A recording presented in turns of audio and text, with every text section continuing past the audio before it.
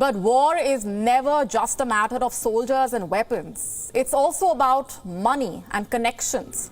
And right now, Russia is losing both thanks to Western sanctions. These sanctions have made Russia a global outcast of sorts. No bank, no company, no multinational wants to do business with Moscow. They don't want to be on the wrong side of Western sanctions. Attempts are also being made to disconnect Russia from the global internet. So how is all of this impacting the Russian economy? And how does Russia plan to counter these efforts? Our next report explores. Morning.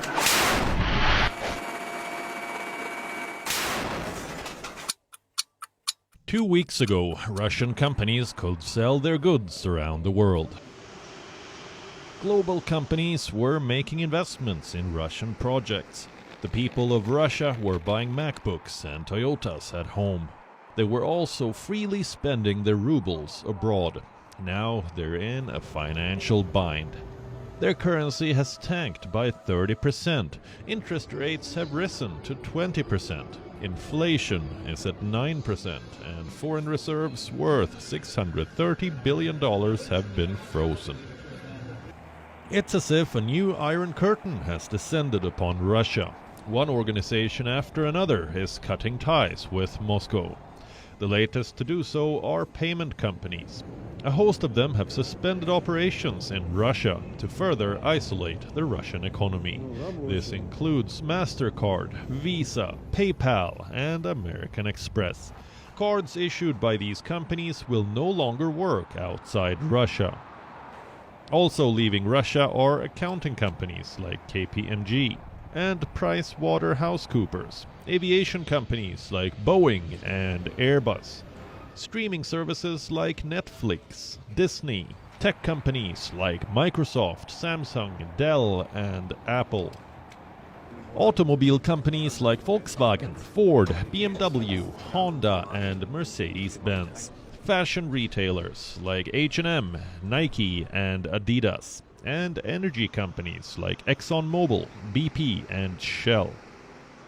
All these companies have cited their corporate responsibility standards to exit Russia. They say their decision is as much about business as it's about morality. To isolate Russia further, attempts are being made to unplug Moscow from the World Wide Web. Over the weekend, a global internet backbone provider cut its services to Russia. We're talking about Cogent Communications, a US-based company which is by far Russia's largest internet service provider. It has cut off internet access to Russia to deter quote-unquote outbound cyber attacks.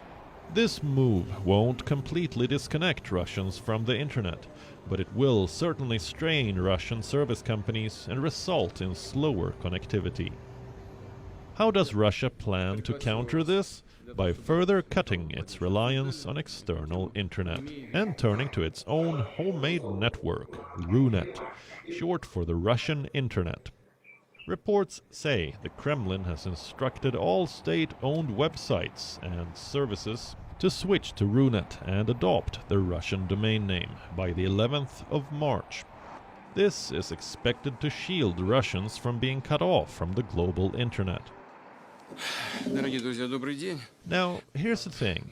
The West's sanctions may certainly make things difficult for Russians, but they might just fail to yield a compromise for them.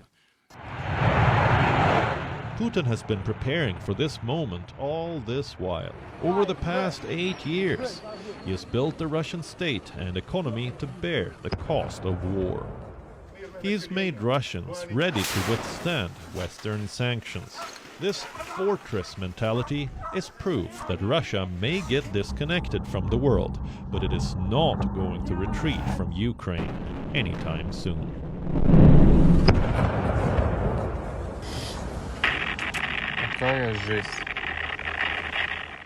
WION now available in your country. Download the app now. Get all the news on the move.